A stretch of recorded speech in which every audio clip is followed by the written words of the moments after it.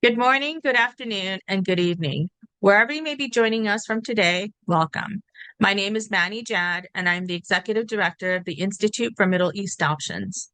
On behalf of IMEO, I am honored to welcome you to our very first webinar, a digital gathering grounded in the spirit of possibility and powered by our shared commitment to dialogue, understanding, and bold new thinking. This moment marks more than the launch of an online event. It is the planting of a seed we hope will grow into a community of practitioners, scholars, diplomats, and everyday people. Those who haven't given up, those who know the region's challenges are deep, complex, and often painful. Meeting them takes humility, patience, and the courage to sit with discomfort in pursuit of something better.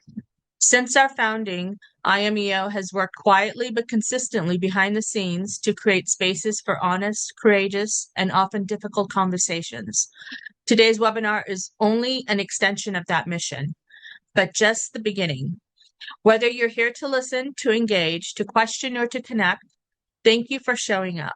Your presence signals that we are not alone in this work, and that alone is a powerful start. Let's begin. Adel, over to you. Well, thank you so much, Manny, and good morning, good afternoon, good evening, and welcome to indeed this inaugural Institute for Middle East Options online webinar session titled US-Saudi Middle East Relations After the Trump Visit. My name is Adel Hamaizia. I'm truly honored and delighted to be moderating this session. And we really do have sort of two outstanding super speakers that really embody what we are discussing today. We'll benefit from their valuable insights on the evolving US relationship with Saudi, with GCC, but also broader MENA, following just last month's landmark trip to the region, the Trump administration. Before introducing our VIP speakers, a quick thank you and a mini overview of some of the key headlines and fault lines. Manny, who you've just seen, the executive director, we must thank her. We must thank Salome Mahajer, Emily Pistole, and Laura Lee for bringing this event together and the incredible work they are doing in building this Institute for Middle East Options, aka IMEO. Please do follow them. Please do follow their work. As all of you are tuned in are aware, the Trump admin's first trip abroad, Pope's funeral aside, was indeed to Saudi Arabia, Qatar, and the UAE, where he, for many described, or many have described it as a rock star reception. Alongside the cabinet, US's leading business leaders accompanied the president, from BlackRock to Nvidia to Tesla and SpaceX. They are all there. The president, of course, also visited Saudi Arabia back in May 2017 on his maiden trip abroad in what we call Trump 1. Indeed, as we often cite, with a less hyperbolic, maybe a rejig, there are decades when little happens and years when decades happen. And since that trip in 2017, Saudi Arabia and the broader GCC is much transformed. Vision 2030, the kingdom's blueprint or anchor program, continues in pursuing those Ds of diversification, digitalization, decarbonization, and de-rentierization as it approaches next year's 10th birthday. Here I'm referring to Vision 2030. But despite those sort of aspirational Ds, much of the broader MENA sadly remains plagued by destruction, devastation, destitution, and dehumanization. I'm a North Londoner. Dickens lived at the top of my road, and it really is a Dickensian tale of two, perhaps three regions. Of course, this year we mark the 80th anniversary of the historic meeting between Ibn Saud and FDR in February of 45 on board the USS Quincy, a time when Saudi Arabia was a fledgling nation with some 3 million population, as I looked up last night, compared to superpower US at around 140 million. Today we ask whether we are entering a new chapter, a Quincy 2.0, if you like, more focused on economic statecraft, technology, and relatively, I say relatively less, on security and oil. So during the last trip, just a few weeks ago, some in the region described a different tone, one of positivity, one of partnership, one of progress, embodied by the Crown Prince and the President, and sort of moving from the fist bumps to heart hugs. We saw Syrian sanctions lifted. We saw Trump visit Diriyah, the birthplace of Saudi Arabia. We saw Trump visit Sheikh Zayed Mosque, the Abrahamic house in Abu Dhabi. We saw less movement on Gaza, less movement on nuclear cooperation, and with an Iran deal sort of in the background, the prevailing and pervasive focus was very much economics and geoeconomics centered on tech, finance, chip deals, data centers, and all of the good stuff for the future. We learned of a $600 billion pledge possibly up to $1 trillion from the kingdom to invest in the US. A Qatar pledge of 1.2 trillion. The UAE, a $1.4 trillion. We saw it was described as the largest defense deal in history between US and Saudi at some $142 billion. We also learned of some US investments into the GCC. FDI is, of course, something we certainly need more of. And of course, these are gigantic numbers, multiples of the sizes of the GCC economies. Some of these figures, deals are retroactive, some look forward. And of course, we can be reticent of the oil price environment and these challenges which sort of work against domestic capital commitments, including, and of course, the biggest country in the GCC, Saudi Arabia. So we've got many fault lines we want to get through today, and we want to unpack where is the strongest alignment between the US and the GCC MENA, where is divergence, how should we be thinking about tariffs, taxation, treaties, and Tesla? Are we talking about a fortress America versus a more trade-embracing GCC? Are GCC states bridging, or the words we've heard from commentators, hedging, when it comes to US-China? We know who the preferred partner is, but we also know who the largest customer is. Are GCC states like Saudi moving from customer and recipient to architect and producer when it comes to technology? What is to come? What is possible? I'm delighted, and with no further ado, to introduce our speakers. Asset Stripped will also be soliciting questions from you throughout. So I ask you to share your name and country in the Q&A, and we'll try to remind you of that. And you can do this throughout. So name and country in the Q&A function. So I'm truly delighted to be introducing two of the VIP voices, minds, intellectual thinkers when it comes to MENA. And also they happen to have been ambassadors both ways, Saudi Arabia and the US. So we have His Royal Highness Prince Turki AlFaisal bin Abdul Aziz Al Saud, who is the founder and trustee of the King Faisal Foundation and chairman of the King Faisal Center for Research in Islamic Studies. His Royal Highness was appointed advisor at the Royal Court in 1973. In 1977, His Royal Highness was appointed Director General of the General Intelligence Directorate, Saudi Arabia's main foreign intelligence service, with the rank of minister. He headed the GID until 2001. In 2002, His Royal Highness was appointed Saudi Arabian ambassador to UK and the Republic of Ireland. Later and subsequently, he served in the position until 2005 when he was appointed Saudi Arabian ambassador to the US. He retired in 2007, but for many of you, we have enjoyed the insights, perspectives, and thought leadership from His Royal Highness for the period thereafter and hitherto. Ambassador Michael Ratney served for over 3 decades as a US diplomat, most recently as US ambassador to Saudi Arabia just until earlier this year. He served as US consul in Jerusalem, charge d'affaires of the US embassy to Israel, as well as in Baghdad, Beirut, Casablanca, Doha, Mexico City, Tunis, Bridgetown, and Washington, D.C., few countries in there. Throughout his career, Ambassador Ratney has been at the center of high-profile diplomatic initiatives throughout the Middle East. He was special envoy on Syria. Of course, there's a denominator there. He taught leadership at the National Defense University in Washington and was dean of the State Department School of Language Studies. He is, of course, a polyglot, as would be expected from a fine ambassador. To dive right in, Your Royal Highness, I'm going to come back to some writing that you did, as well as Ambassador Ratney, both in New York Times and in the National. But just to kick off, for you, what are the sort of, if you like, couple of big, I don't know, consequential outcomes of the May 2025 trip, which I know you were in Riyadh at the time? What does this mean for US, Saudi, and US Gulf relations? Your Royal Highness, over to you. Thank you very much. It's a pleasure to be with you, and very privileged also to have Ambassador Ratney looking at me from the other side of the pond, as they say. In any case, well, there were many things that were accomplished, I think, by this trip of President Trump. Most importantly, the reconnect between the first administration that he had from 2016 to 2020, and then the new one, of course, which meant that there is a joining together of already established groundwork for cooperation, not only between the heads of state, but also between the two countries. In his first term, of course, there were many things that were established together. Primary among them at that time, if you remember, was cooperation on issues of oil prices. At that time, the president had asked the kingdom to help raise oil prices.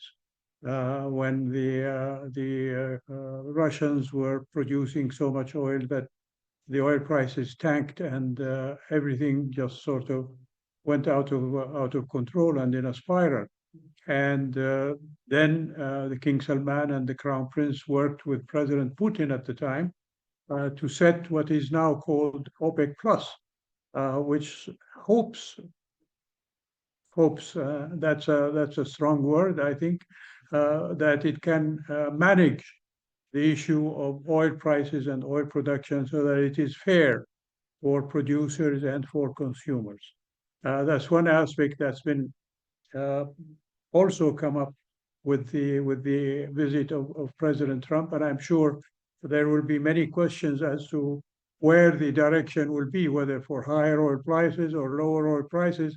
My perception is that they will cooperate, the leadership, in order to maintain, as I said, a fair price that will accommodate not only the consumers but also the producers.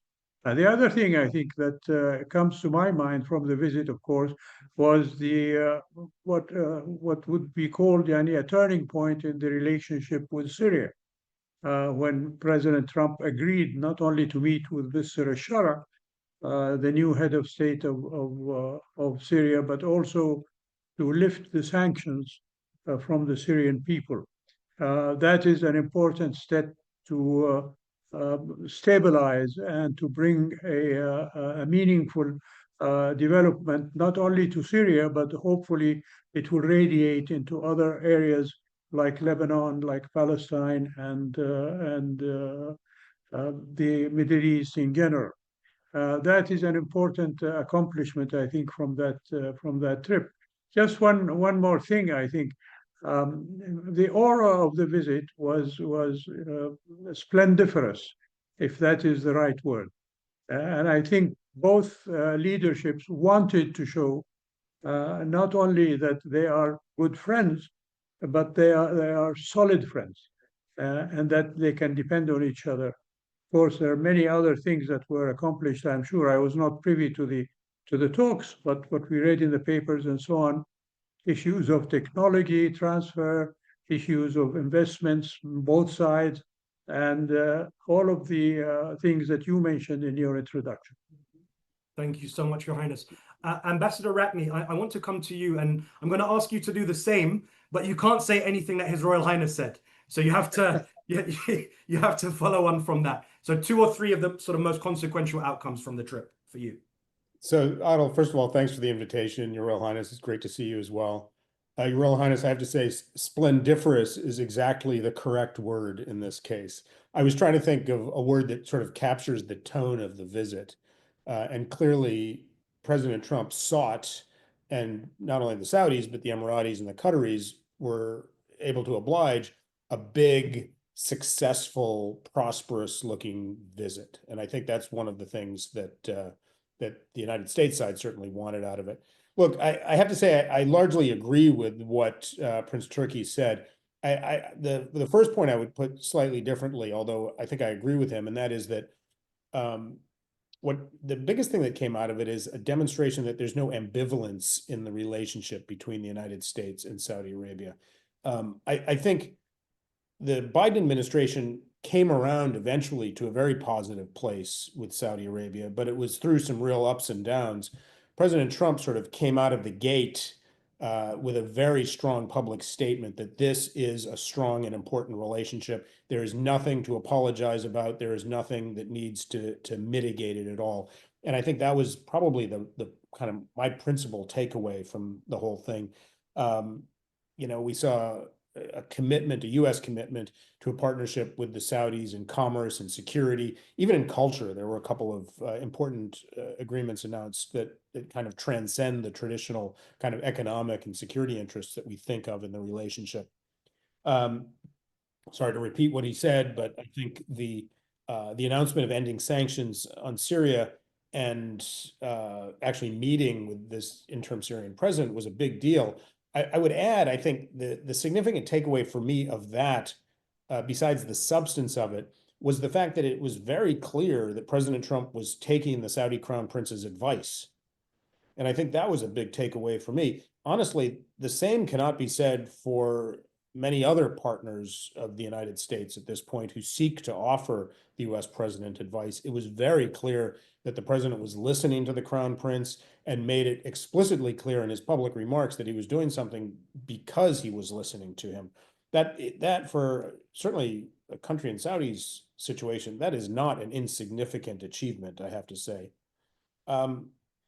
You know, I would be remiss if I didn't note that there could be downside to this as well. I think in general it was a positive visit. I was basically pleased with it. I think there's a risk, and that is that the relationship becomes overly personalized. I think both the United States and Saudi Arabia kind of over the course of the past 5 or 10 years came around to the view that what we really need is a US Saudi, two countries, a partnership between countries, not a partnership between individuals or political parties.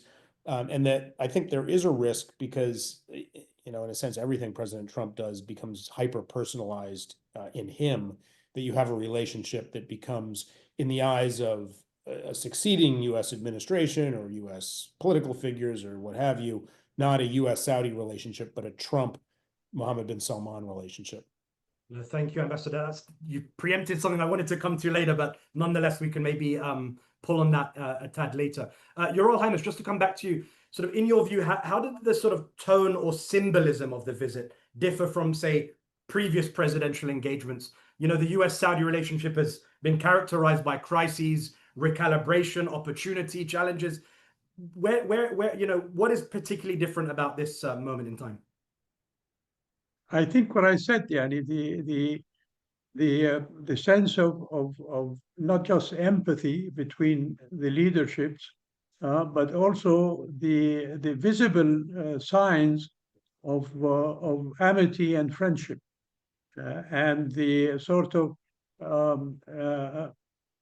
just referring to what Ambassador Ratney mentioned, the personal vibes between the two leaders showed themselves to everybody. But it wasn't just the two leaders' vibes that they showed themselves. I did not have a chance, as I said, to sit in on the negotiations, but I attended the state luncheon that was given to the president and the state reception that he was given in the Royal Diwan. And the interaction between the two delegations or two parties was palpable. Even the seating arrangement, usually it was the Saudis on one side and guests on the other.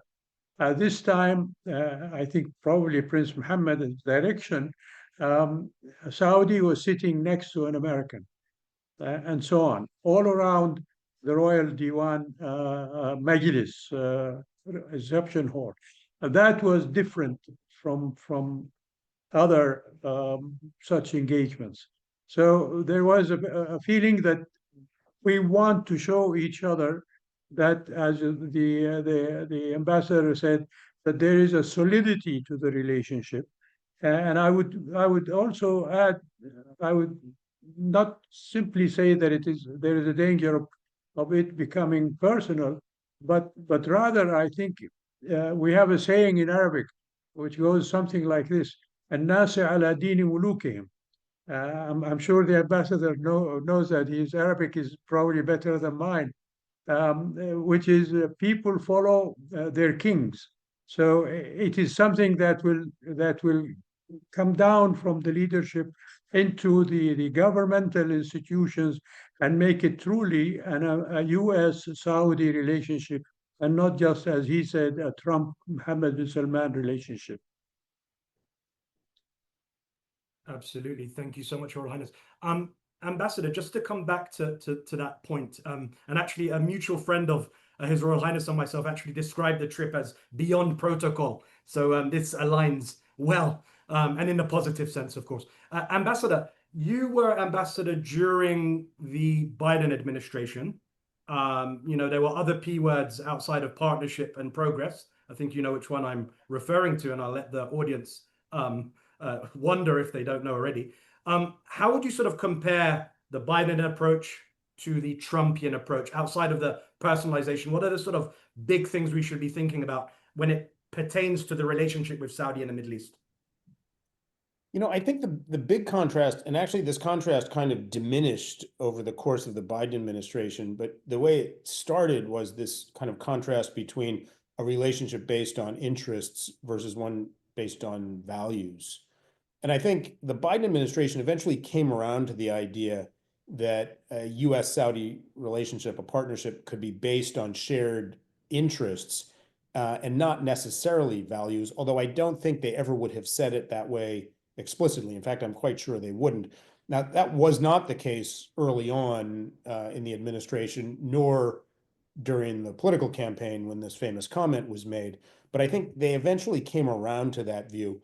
On the other hand, Trump had no hesitation to state forthrightly that he was seeking a relationship based on shared interests. And a lot of the value conversation was pushed to the side. I should say that doesn't mean the two countries don't share any values. Certainly, prosperity for their people is a value, education for their children is a value. There are certainly shared values. But I think if we look back on that period, we might actually conclude that at the end of the day, by the end of the Biden administration and into the Trump administration, there was not that great a difference in terms of the substance of the relationship. We had basically come around to this very interest-based relationship that Trump really embraced. There was clearly a difference in tone, obviously. Beyond protocol is a nice way of putting it, right? This kind of extremely, what did you say, Your Highness, splendiferous reception that took place versus the much more kind of protocol conscious, staid reception that took place when President Biden visited Saudi Arabia a few years earlier. So I think that difference in tone, that kind of warmth and grandeur, maybe masks the fact that in substance, we ended up in more or less the same place. Thank you. May I just add to that reflection on, as the ambassador said, the evolution of the Biden administration's relationship with the kingdom. By the end of it, truly, I mean, there was strong interaction and a witness by the so-called attempt by Mr. Biden and his administration to get normalization between Saudi Arabia and Israel. And the talks that were happening about a defense pact between the kingdom and the United States, nuclear energy to be shared, etc. All of these very important issues that may have been taboo in previous years were opened up during the Biden administration and discussed on both sides. The other thing I think that I noticed is that in the election 24, the kingdom was not a punching bag as it used to be in previous elections, and not just under Biden and Trump, but going back as far back as Mr. Clinton and other subsequent administrations. So that to me was a sign that from that perspective, at least in the public interest in the United States, the kingdom had gone beyond being just simply a means to make a point, either against or for somebody in the American political spectrum. Absolutely, thank you.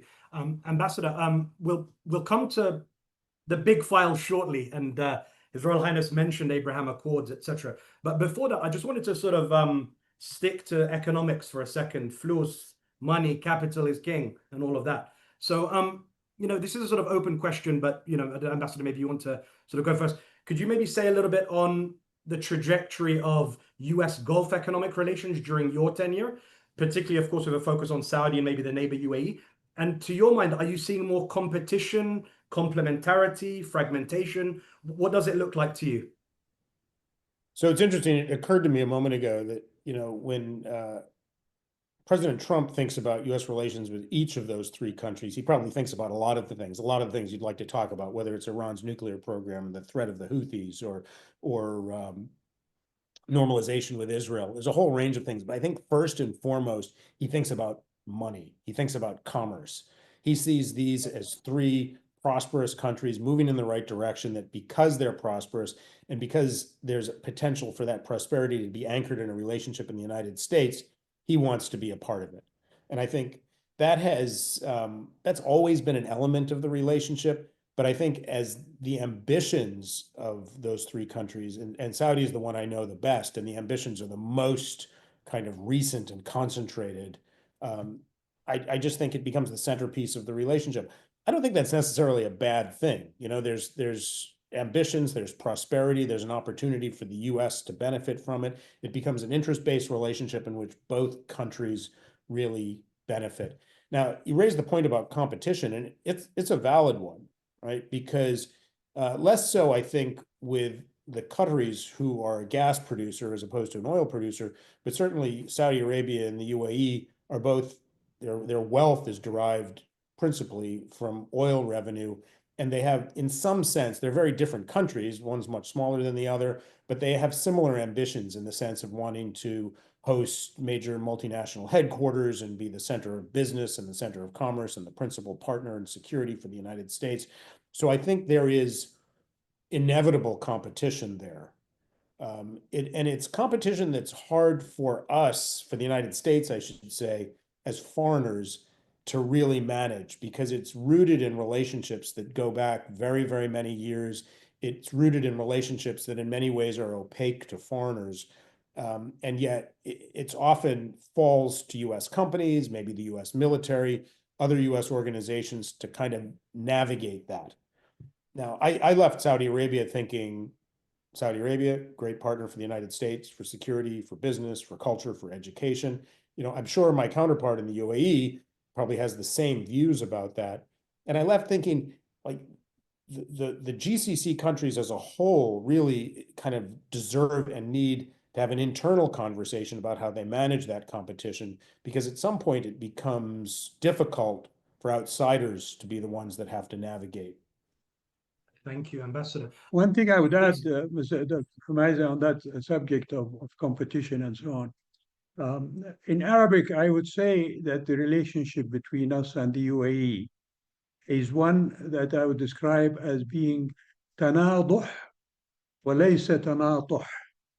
There's a very fine distinction there, one letter difference in the two words. In English, I would say it is complementarian rather than contrarian between Saudi Arabia and the United Arab Emirates. And from that perspective, I think both the UAE and Saudi Arabia can fit very much into the scheme of things of being good friends with the United States. You know, both of us are attempting to move away from a one source for our revenue oil into multi-sources of revenue. And the US is the best place to do that on both sides, whether Saudi and the UAE money invested in America or vice versa. The opportunities there are probably the best in the world for both of us, and we can fit into what the US can offer. And I think the US also can find places for both of us in that scheme of their being number one in the world and having to think not just about us, but about other places, you know, in the Far East, in the Ukrainian-Russia war, in Africa, all around the globe. So I don't think there is any acrimony in our relationship with the UAE when it comes to having the US as a friend. Thank you, Your Royal Highness. Ambassador, I just wanted to come back. I mean, you were, of course, aligned and focused on Vision 2030, US-Saudi relations to that end. But, you know, we have $4 trillion of sovereign wealth in the region. Abu Dhabi is now the self-styled or very brilliantly branded capital of capital. The PIF, the Public Investment Fund, the Sovereign Wealth Fund, is big, a protagonist in the economy at home, and of course a returns maker abroad.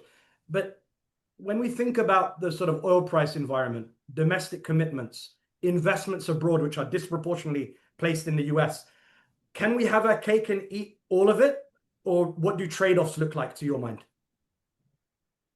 I mean, I think the objectives of the Sovereign Wealth Fund in Saudi Arabia and the UAE differ somewhat. I think, all of these funds in most of the GCC countries and in countries like Norway and elsewhere that have developed sovereign wealth funds over the years, it was always this sort of rainy day fund. You never know what's going to happen. Certainly in the case of GCC countries, that rainy day might be an end to dependence on oil globally, whatever. Saudi Arabia made a major change in the past 10 years, which is to say it's not just a fund to invest abroad in securities and living off the interest years from now. It's a tool of domestic economic development and transformation. That was a fundamental difference. And for Saudi Arabia, that's a harder thing to do than the United Arab Emirates, which has a much smaller population. And so per capita, at least when you're talking about UAE citizens, much wealthier. Saudi Arabia, 30 million people, 2/3 of them at least are Saudi citizens. So that idea of transforming the economy and transforming the society is much, much more challenging. But that was the big change. And that is Saudis using these vast resources to invest in their domestic transformation now, because in the future, they might not have the luxury. They will need a different kind of shape of an economy at that point. So I think in that sense, there is complementarity, the same sort of competition. There's certainly lots of things to invest in, whether domestically in the region or overseas. I don't think there's any shortage, whether it be in the US economy or Europe or elsewhere. I would put the Qataris in this category too. Certainly global investors see those three countries as major sources of investable capital. And as long as they have that wealth to invest, and as long as they see great opportunities abroad, I think there's plenty to go around. One other difference I would just add is that in a way Saudi is different, which is that Saudi doesn't want to be seen only as a source of investable capital, right? They're not like Qatar and the UAE in that sense. It's a large country with a large population. They have large country challenges. So they want these foreign investors not just to be looking for capital from Saudi to invest abroad. They want foreigners to be investing in Saudi Arabia.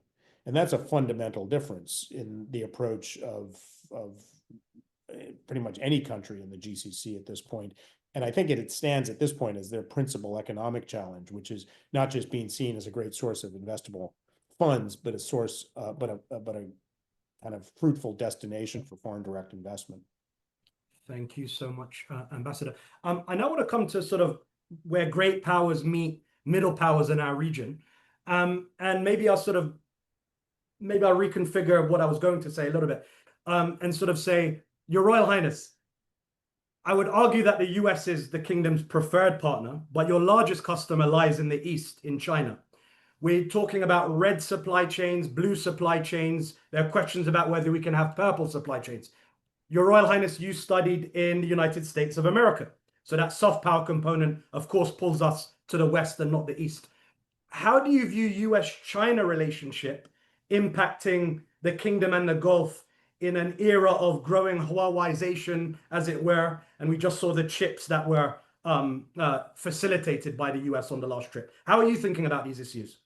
I was one of more than 1 million Saudis who went to school in America over the past decades. So it is a broad social value that people have placed on studying in the United States and having a degree from the United States or some form of certification from there. So yes, the kingdom and the United States have had that different from what we have with other countries. Those that we send students to from other countries are much less in volume than we've had with the United States.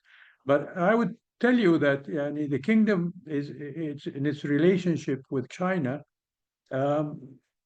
takes a lead, if you like, from the relationship of the United States with China. China is the biggest trading partner of the United States. That should not be forgotten when people talk about US-China relations affecting Saudi Arabia. But on the other hand, it's a free market. And I think the Americans of all people, do appreciate, hopefully, this freedom of action for people to seek their best interests wherever they may find them without losing the principal alignments and the principal agreements that we have with other people. And China is a market for Saudi oil, for example. It is the biggest importer of Saudi oil now. That used to be the United States. It no longer is. America is now the biggest producer of fossil fuels in the world. So from that perspective, I don't see any necessity or reason to believe that there will be a sensitivity between us and the United States in our relationship with China. There may be in the media some pundits or some media people who will want to speculate about that. There may be some congressional leaders who may come out with statements about that. I have not heard any specific reference from a U.S. Official, whether in the Biden administration or previously in the former Trump administration or previous administrations, about being sensitive about the relationship between Saudi Arabia and China. Of course, everybody respects everybody's interests, and we do respect that America has proprietary interest in protecting its scientific achievements from those who might want to steal them from them, whether they be accused as being China or Russia or India or maybe one day Saudi Arabia, whoever it is. The U.S. obviously has a right to look after its own interests from that perspective. But I think more as we go forward in this broader sphere of common interest between us and the United States, all these things will be discussed as pro forma rather than as impulsive or contradictory or perhaps differing from one administration to the next in the United States. The United States is a country of institutions, regardless of what people are saying nowadays in the United States. And from that perspective, they're seeking to protect their interests is well understood in the kingdom. And I don't think we want, as Saudis, to be in a place where we would be in a test case of whether that sensitivity is alive and well and affects us, or is mute and more in the realm of speculation than in the realm of reality. Thank you, Your Royal Highness. Ambassador, if I can respectfully ask you to agree or maybe disagree with this view of pro forma versus friction, or, you know, when you were arriving at your desk in Riyadh in recent years, how important was this file of red versus blue and purple critical national infrastructure interoperability? What did this mean to you? Yeah, you know, the whole notion of U.S. competition with China, it's a global issue. And I felt it as a diplomat in Saudi Arabia, and I think all of my counterparts globally felt the same thing, which is the relationship with China is not just what happens in China, it's what happens all over the world, and that's security and commerce, you name it. And so there was, I don't know if I'd want to call it tension. There was a certain intellectual tension there, certainly, because on the one hand, Saudi Arabia sees itself, I think, finds itself in a rather privileged position in this multipolar world in which they sort of in the middle of that geographically can see the best of their relationship with China, with India, which they regard, I think, rightly as kind of one of the emerging poles of the coming decades, with North America, with Europe. And they can say, we're building our country and we can kind of shape our relationships to our advantage by picking the best of each of those things, the most important relationships of each of those things. And in a way, it's hard for us to begrudge that, right? China's their major customer for oil, like the United States, they buy a lot of goods from China. It's an important relationship. You can't just turn it off. On the other hand, the tension comes in in certain areas that Prince Turki alluded to when he mentioned protecting scientific achievements, for example, because there are certain areas where, just to put it bluntly, our partners need to choose. And they come in technology, for example, the most advanced technology, whether it's Saudi or the UAE or other partners would like the most advanced technology that the United States is producing that will kind of fuel their ambitions in artificial intelligence and other areas of high technology. Military technology, for example, we have a lot of competition globally, but still many of our partners regard US military technology as the cutting edge, but there are sensitivities with selling that to countries that are also having sensitive military relationships with the Chinese. So there's areas that they don't need to turn into political tension between the countries, but they are definitely areas where us and the Saudis, the Emiratis, or any partner for that matter needs to engage in a forthright conversation about. We don't begrudge a relationship with China, but there are realistically areas where our partners are going to have to choose. No, thank you so much. I want to sort of again switch gears now. We've received tons of questions, but just before we get to those, I actually wanted to open up the file to the more depressing stuff, shall we say? And we've spoken a lot about the fortification of this relationship, the synergies, some of the mini tensions you've mentioned. But now thinking a little bit broader, from, call it, Tangiers to Tehran, from Marrakesh to Muscat, where, to your mind, where do you see areas of friction or divergence in policy when it comes to the big geopolitical files? Gaza, Ukraine, Iran, Syria, we've seen some alignment, Sudan, Red Sea security. Take your pick. If you could sort of touch on a couple of them, or we'll be here for the next couple of days. Your Royal Highness, where are we seeing the most significant divergence, and how do we get over it? I don't think, it's par for the course. Palestine comes first. In my view, it is the mother of all issues, not just between us and the United States, but I think for the whole world, particularly in the last year and a half, when it has descended into what it has become, an issue of survival for a whole lot of people, just from day to day. The actions of Israel have gone beyond any measurable standard of acceptance, or let alone support, either from the United States or from the world community. And I would rather blame everybody for that, and not put any blame, not just in a specific country, whether it is the United States or Europe or other places like that. Because we're really, as far as the suffering of the Palestinian people, we're all negligent in meeting the challenge that these people are facing today. Whether it is in our relationship with each other, or in international arenas, whether it's the United Nations, the criminal court, the international issues of right and wrong, etc.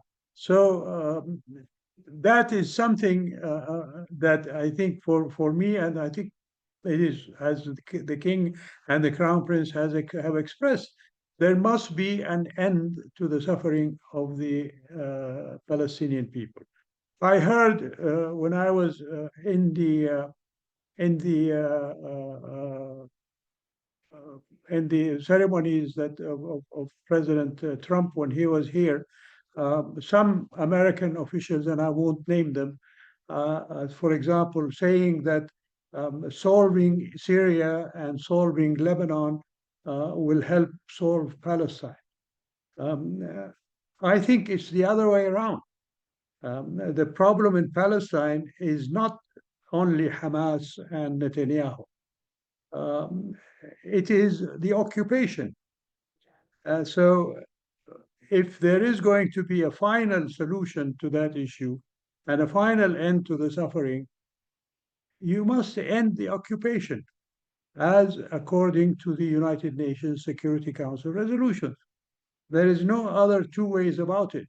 And we've just seen in the last couple of days, Israel expanding its imprint on the West Bank to scores of so-called settlements, and I prefer to call them colonies because they are colonial. They're taking somebody else's land and developing it as its own, as their own.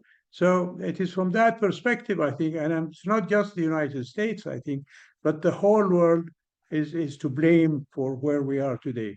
And I wish that, I'd wake up tomorrow morning and see that everybody has said, okay, we're going to prosecute whoever is responsible for all these killings on both sides and leave it at that.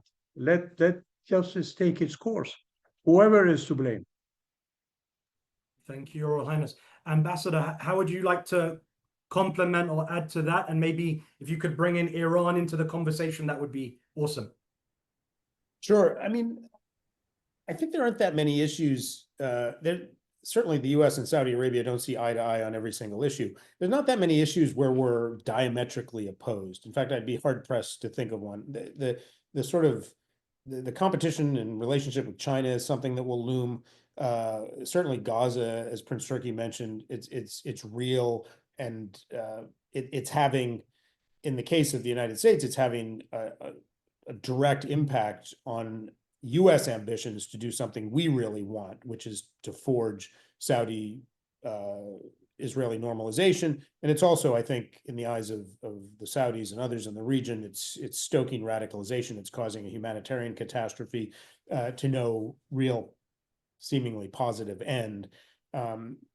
It's interesting that most of these, in fact, virtually all of these kind of thorny issues sort of stayed out of the public spotlight during the visit. I have no doubt that many or most of them were discussed, but it didn't become the centerpiece of the issue. In fact, the one that could have been in that basket of thorny issues, Syria, ended up being touted publicly as a success, kind of interestingly enough.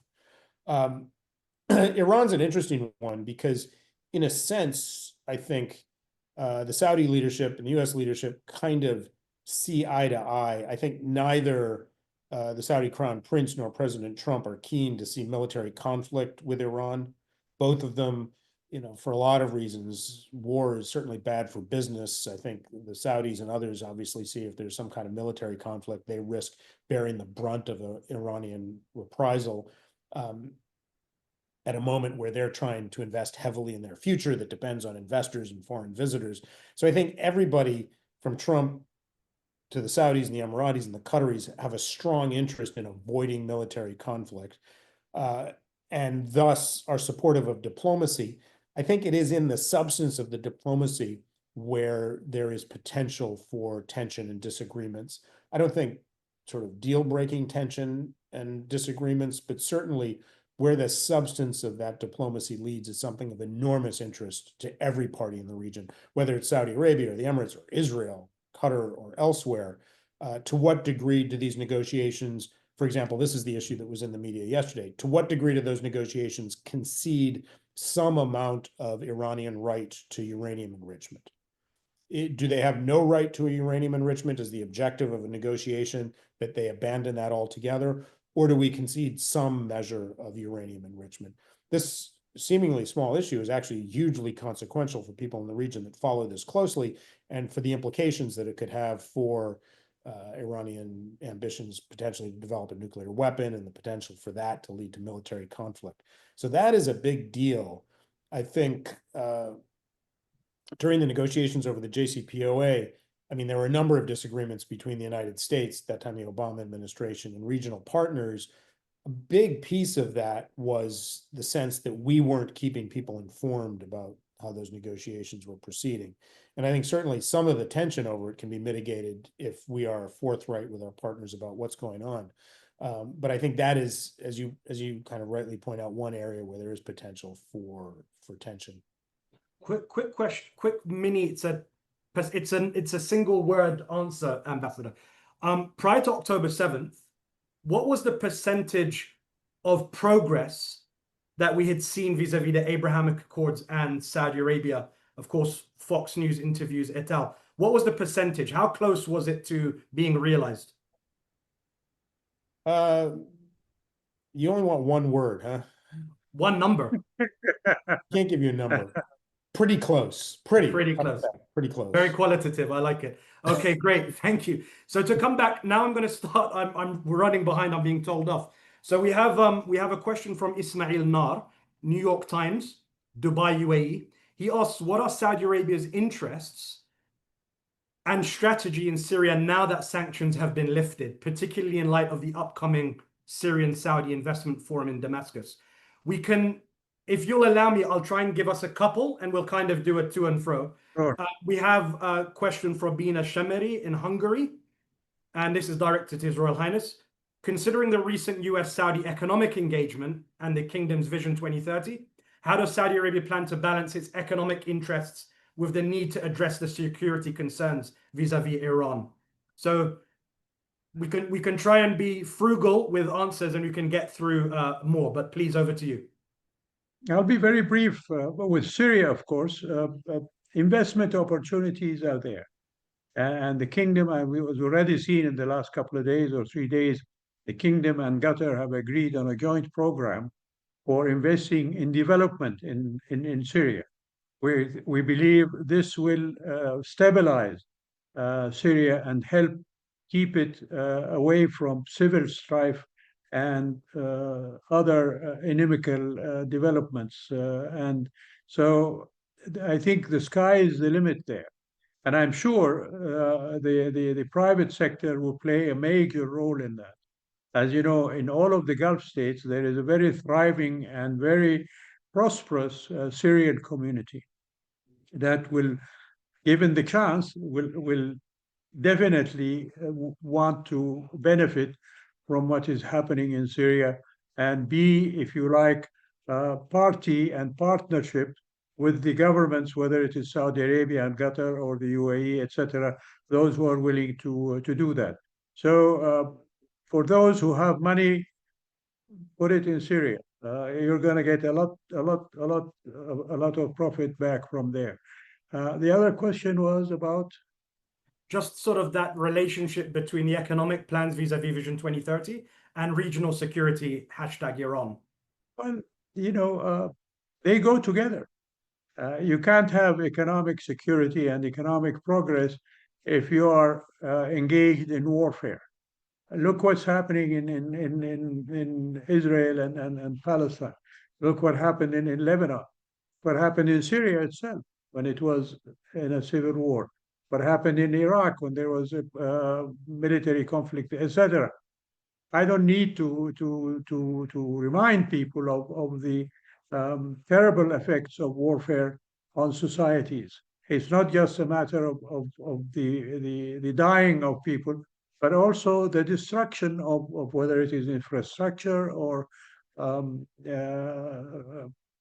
physical capabilities, etc., etc.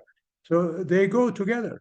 And as far as Iran is concerned, we, and as the ambassador referred to that, the Americans are also now negotiating with Iran in order to avoid a military breakout in the Gulf.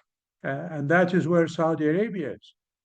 We hope that the Iranian leadership will adhere and be wise enough to come along and put their interests and their people's interests above ideological ambitions that may have ruled the day in Iran a year or two ago. That is something I think that is important.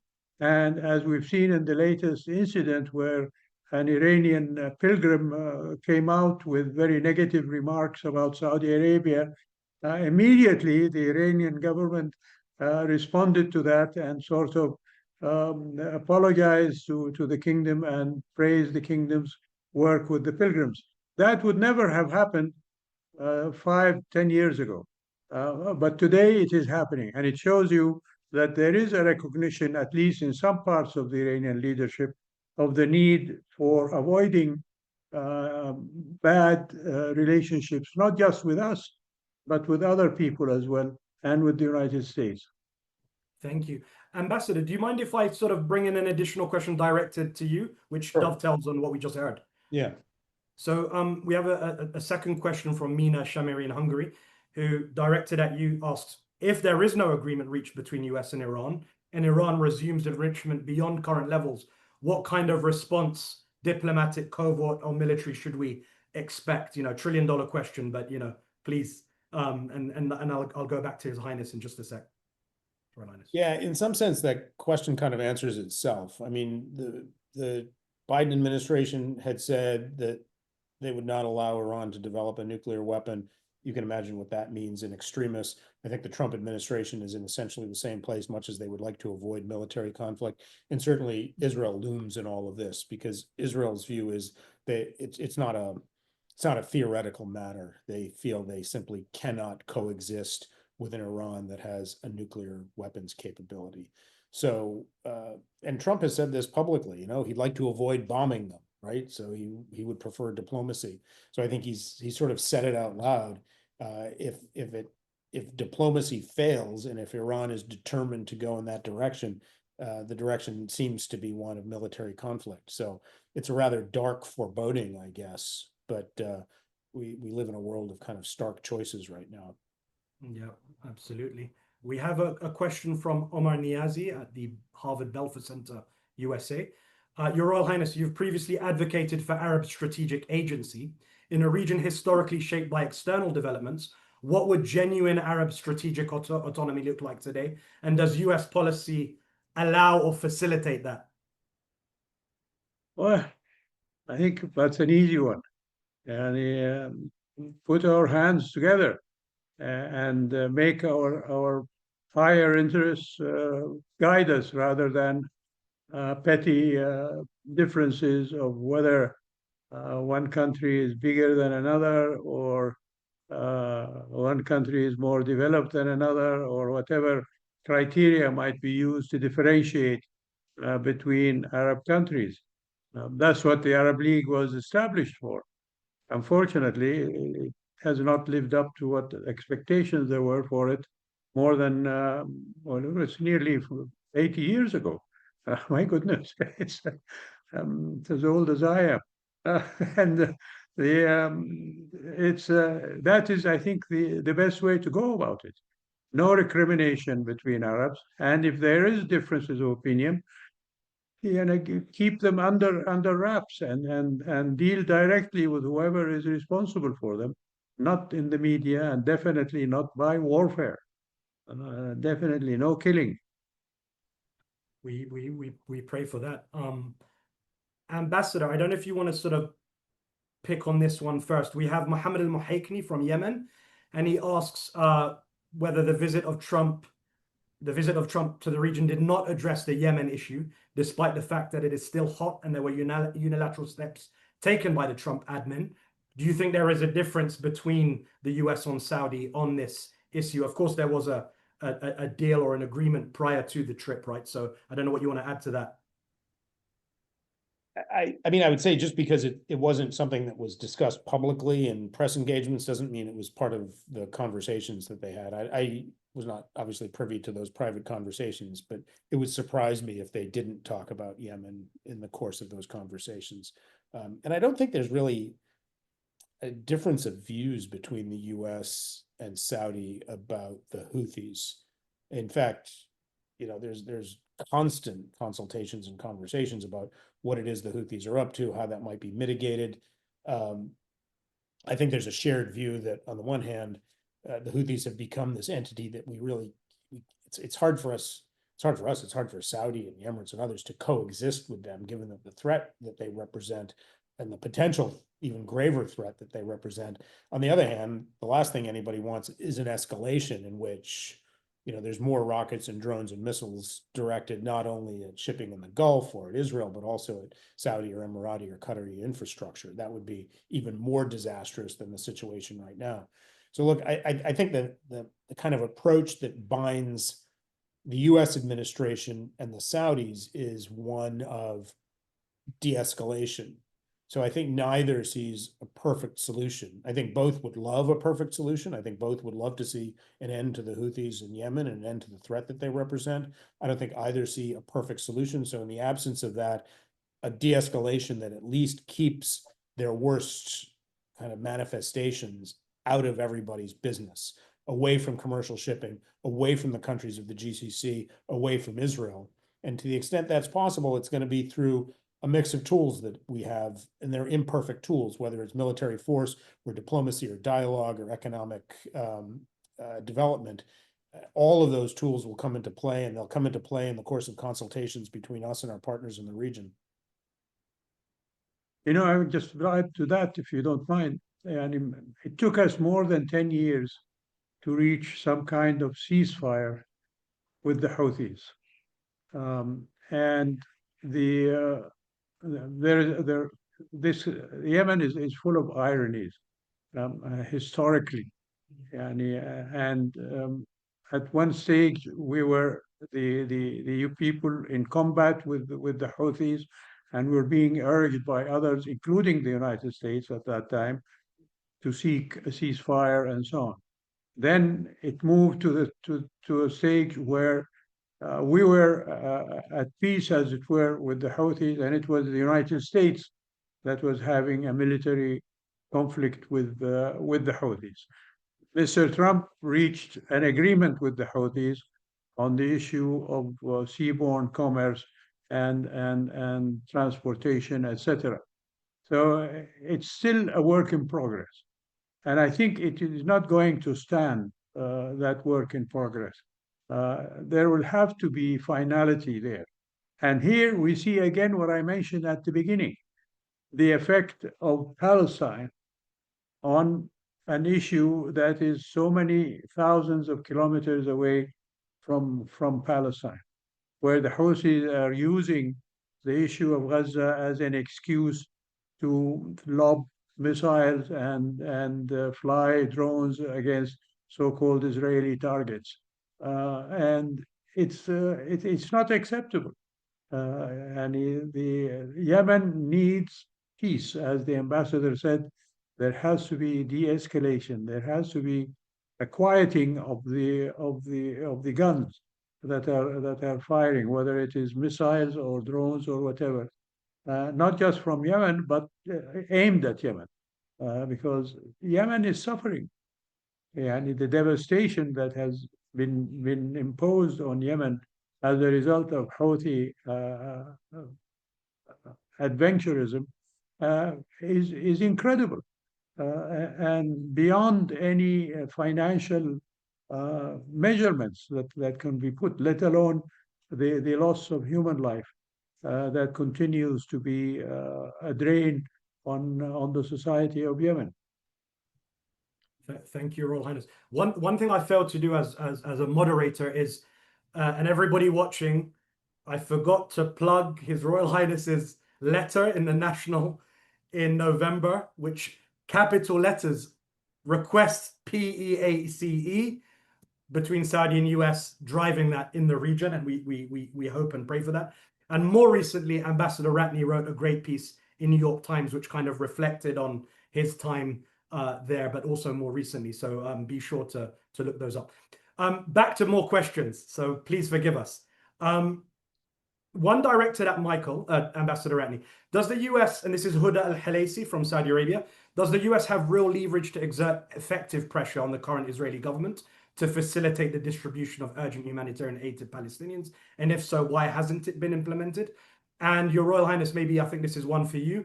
As the Gulf accelerates its future-facing visions, which we heard about, and the Levant, in this tale of two regions, continues to sink deeper into crisis, how are Gulf states reshaping, bypassing, or a more perhaps provocative word, abandoning the Levant altogether? So, Ambassador, abandoning what? Or abandoning the Levant altogether. Ambassador, do you want to go first on the humanitarian aid question? Sure. I mean, first I would say I think the U.S. administration did exert pressure on Israel to allow humanitarian aid into Gaza. Recall that it was cut off completely for a period of time, and it got to the point where Washington, the Trump administration, just found it unacceptable. Is it enough? No. Is this a kind of acceptable status quo? Absolutely not. But they did exert pressure. It comes in the context of a very curious relationship that's developed between President Trump and the Israeli Prime Minister. On the one hand, I think you can fairly point to the fact that Trump hasn't tried to stay Netanyahu's hand militarily, hasn't somehow forced the issue the way Biden at one point did try to do in terms of use of military attacks against Gaza. But on the other hand, he hasn't given Netanyahu any public rhetorical or political support at all. If anything, it seems like the relationship has become fairly chilly at a moment where I think Netanyahu would love to point to Washington as being kind of his most ardent supporter. So it creates kind of an odd tension. And it's a moment where if you look at public opinion polling inside of Israel, Trump is far more popular than Netanyahu is. And so I think the open question is, to what degree does Trump want to use that leverage that popularity gives him in order to influence Israeli behavior? And it's a tricky issue because he's balancing a lot of things. And I think at the root of it, Trump's probably instinct is just not to get involved at all. You know, he didn't visit Israel on this trip to the Middle East, which is unusual. I think Israel didn't offer the opportunity that Saudi and the Emirates and Qatar did to have kind of a big, successful, prosperous looking, forward looking visit to their country. It would have been a much more kind of dour affair. But more to the point, it's kind of a piece with Trump's general inclination to distance himself, at least politically, from Netanyahu at this point. Thank you. Your Royal Highness, can the Gulf do more for the Levant, or can it continue on its own trajectory as an oasis? Well, you know, many years ago, I made the proposition that the Gulf should not just remain a Gulf Cooperation Council, but rather a Gulf Union. And I think we're still lacking in that direction. I think we can do it. All of the makings of a unified entity are there if we only just made the decision to do that, bite the bullet. You know, King Salman himself called for Gulf unity. I think it was one of his first statements as king at the Gulf Cooperation Council meeting in Riyadh. So with goodwill and what is available from human resources, I'm thinking of the bureaucrats that will have to make that come through. The Gulf states are in a much better state today than they were 10, 15 years ago. Not only in terms of leadership, but also in terms of the workings of government, whether it is in Kuwait, Bahrain, Qatar, UAE, Oman, Saudi Arabia, etc. We have the means, and I hope that we bite the bullet and take that decision. And I think it will be the most beneficial thing that we can do as Gulf countries. Absolutely. We always cite Basquiat, who argues that when trade does not cross borders, soldiers will. So we very much hope to see more economic integration across the region, GCC plus Gulf Union et al. We have a question from Antonia Dimu of Greece, and she asks whether there is a role for the US to help Saudi Arabia neutralize asymmetric threats against its critical infrastructure and outside aggression, and could this be done formally with a security guarantee, bilateral defense agreement, not trilateral, and could this serve as a step towards supporting this? We also have a question from H.A. Halia at RUSI, UK's RUSI for defense. And the proposition is the issue of Saudi-Israel normalization keeps coming up again and again, despite Riyadh making it really clear that this isn't happening without a Palestinian state. To both of the panelists, why do you think, despite Riyadh being so clear and open about this, including very late, early morning, I'm adding this, early morning MOFA announcements, publicly and privately, there are still loud voices in DC that insist that normalization can happen in the short term? Is this about comms or a new PR agency? Maybe either of you could come back to any of these and we'll continue. Well, I defer to the ambassador on the first question. And on the first one, sure. I mean, I think it's worth saying that the United States has been working with Saudi for decades on just those sorts of threats. And certainly for the last 20 years or so, specifically on the sort of asymmetrical threats that I think the questioner posed, which is typically initially threats to Saudi's energy infrastructure, big vulnerable infrastructure, vulnerable to relatively small attacks, as we saw 5 or 6 years ago when Abqaiq and Khuresh were attacked by drones. So protection of Saudi's critical energy infrastructure has been a fundamental part of our security relationship for years, as has been broader relationships between our militaries to bolster the capacity and the professionalism and the modernization of the Saudi military. So that's been fundamental to the U.S. relationship for many, many years. By the way, I could add, by the way, that bolstering that defense relationship was always going to be part of the package of things that were encompassed in the normalization agreement. And there's certainly elements of that, including things that the Saudis want, which are kind of reliable, predictable supplies of the most advanced defense technology. There was hope that that would be embodied in an agreement. There's actually no reason why that couldn't, in a sense, be peeled away and dealt with separately. Yeah. Thank you. Your Royal Highness, the question was around this assumption in the short term that normalization can happen without a Palestinian state. Why are commentators not taking heed from Saudi public announcements and discourse? Well, this is a very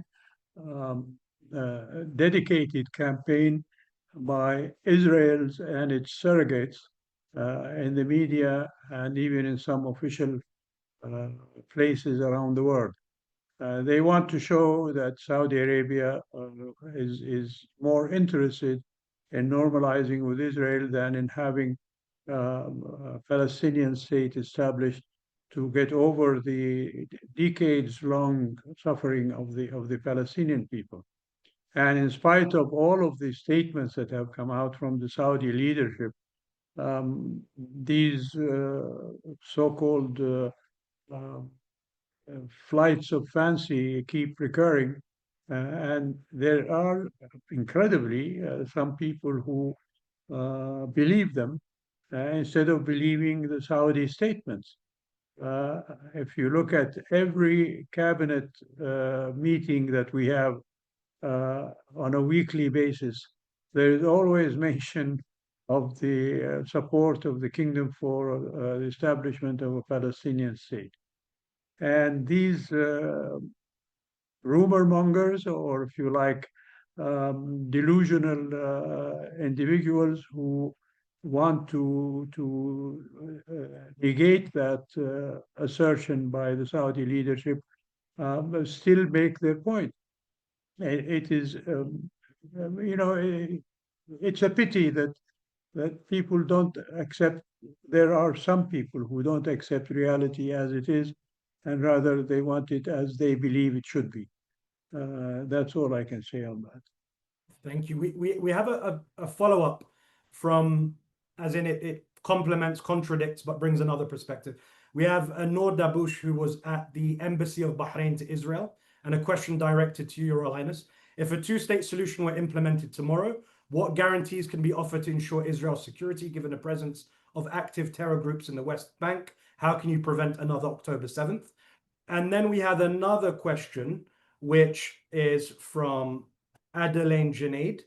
From the US, given Lebanon's ongoing collapse and Hezbollah's dominance, what strategic value does Lebanon still hold for the US and Saudi Arabia? And how can both countries engage in its recovery without reinforcing sectarian divides or enabling further Iranian influence? Maybe we'll start with you, Ambassador, and return to His Royal Highness. Sorry, what was the first question for me? The first question was around a two-state solution and ensuring security for Israel and avoiding an October 7th 2.0. I mean, security for Israel was always a sine qua non of any negotiation that we had. So, and that was clearly Israel's #1 criteria for engaging in these negotiations. I think there was always this sense that an Israel that's fully accepted and integrated into the region is in a better situation from a security and an economic perspective to ensure its own stability and prosperity and survival. And so I don't think there would be any kind of sense that normalizing with Saudi Arabia would somehow diminish Israel's own domestic obligation to ensure its own security. But again, in Israel, it's integrated into the region, is in a better position, I think, to do that with greater partnerships and kind of greater public acceptance. Maybe Your Royal Highness, you could bring in and we could extend and reconfigure and push the question a little bit. Is there an appetite in Riyadh or in the Gulf more generally, and with Egyptian and Jordanian partners perhaps, to be this successor, at least an interim player in Gaza on the day after, when that day comes?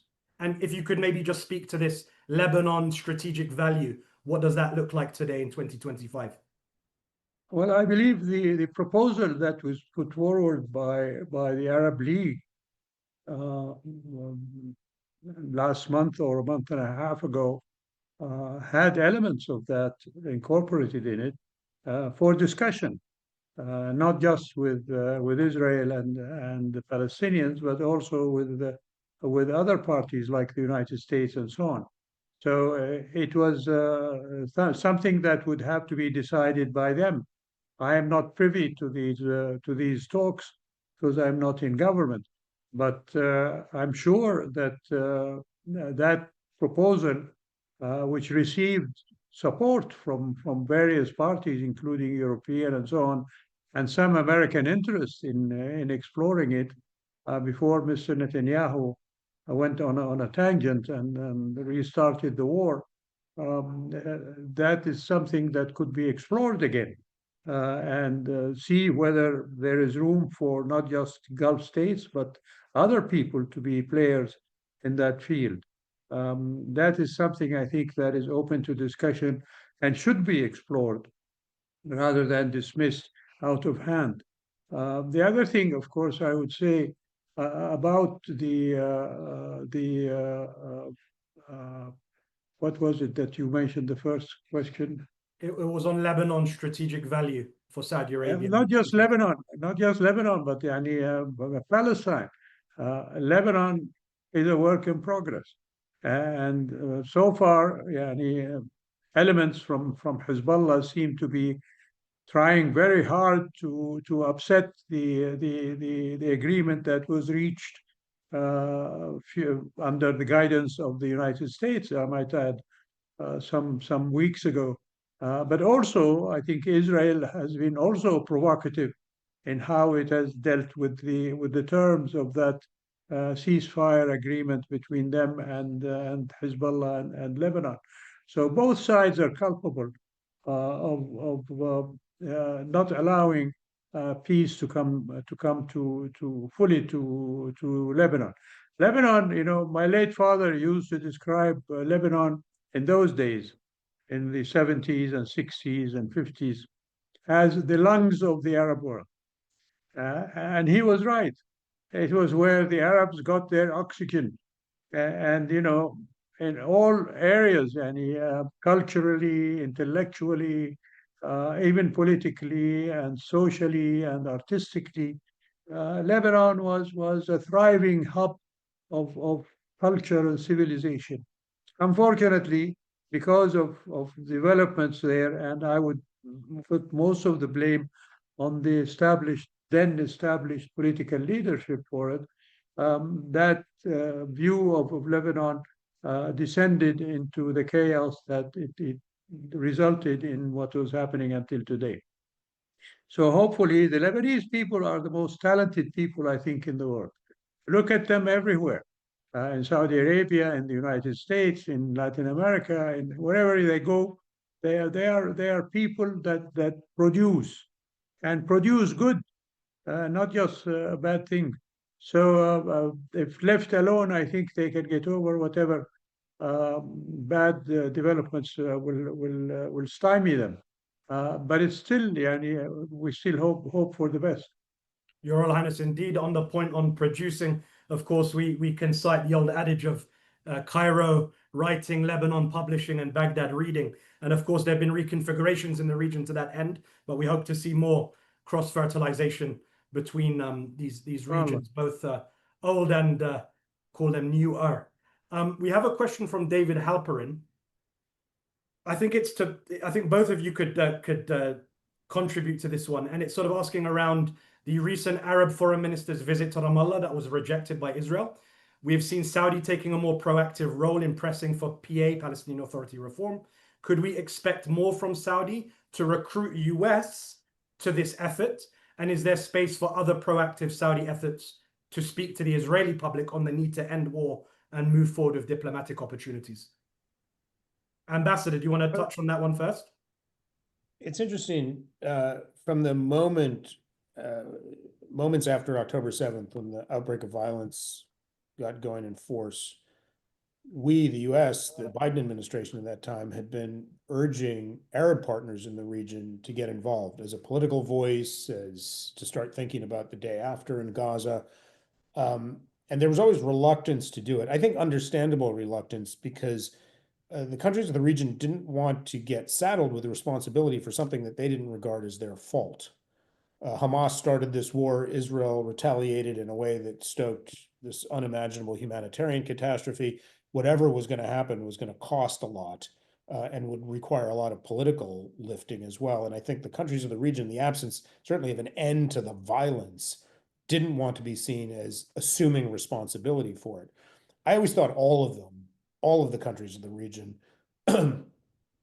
would play a constructive role if the violence stopped, if the war stopped, and if there was some sort of a coherent international effort that involved not just Saudi and the UAE, which is the two countries everybody always pointed to, but the whole region, plus the United States and Europe and others that could kind of come together in a coherent way and chart both a kind of a humanitarian future for Gaza, but also a political future for the Palestinians.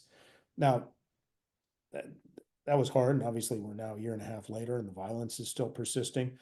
I was gratified to see that the Saudis and others were wading in a really forthright way, including the willingness to lead a delegation to Ramallah, which brings some political controversy, and unfortunately it ended up triggering an Israeli decision to prevent them from traveling there, which I think was really kind of seriously unfortunate. So, you know, that's where we are now. I think ultimately the answer to this is going to be more than just kind of money from some source. There's going to have to be a coherent international effort that brings in Arab governments and the United States and Europe and others, and it's going to have to be in the context of an end to the war. Thank you. Your Royal Highness, reform or resuscitation for the PA? What should we be doing?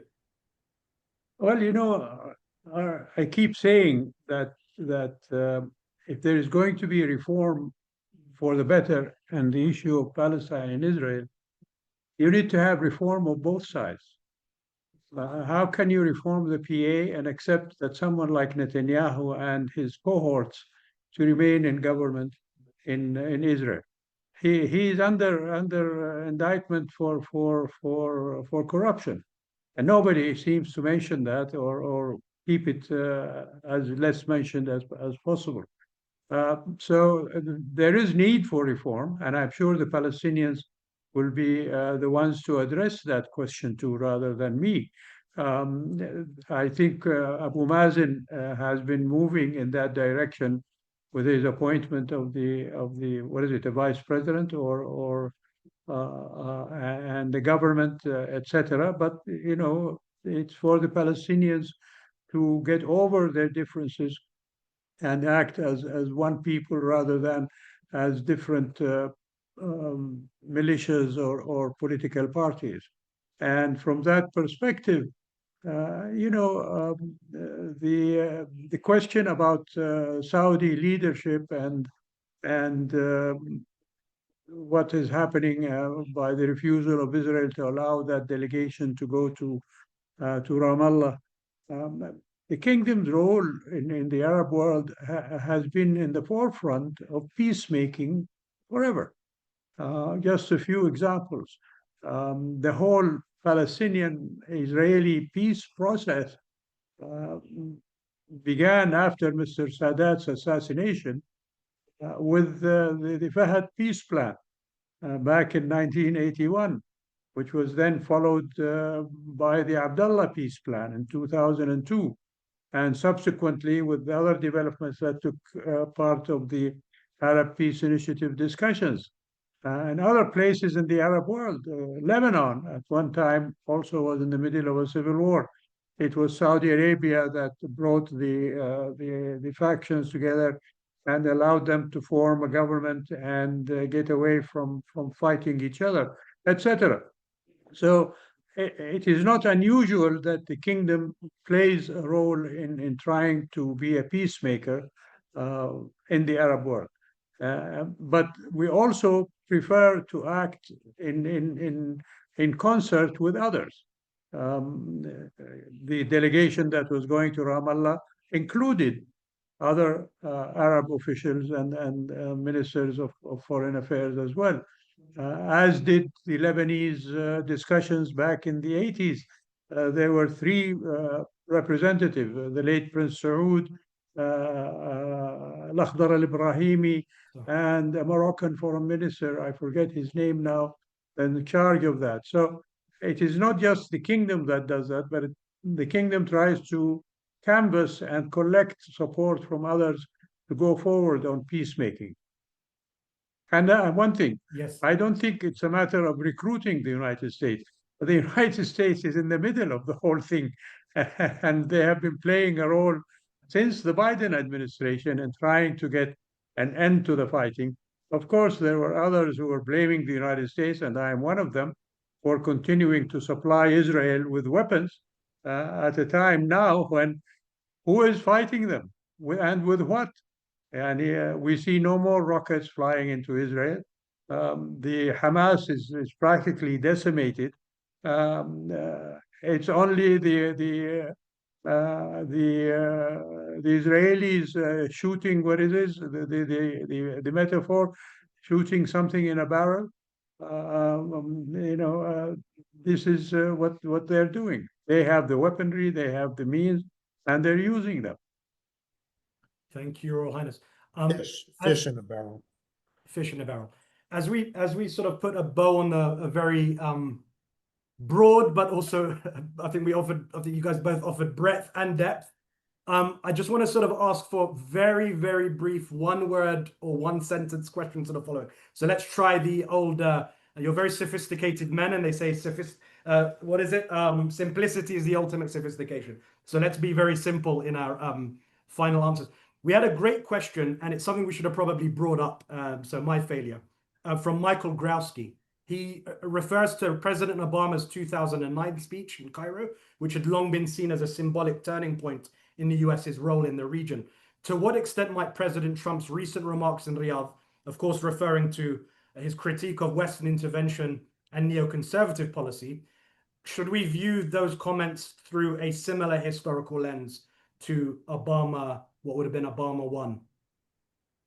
Very, very short answer. It can even be a yes or a no. Your Royal Highness. I would like just a few more words. I think Mr. Obama went on a tangent after that with his dalliance and his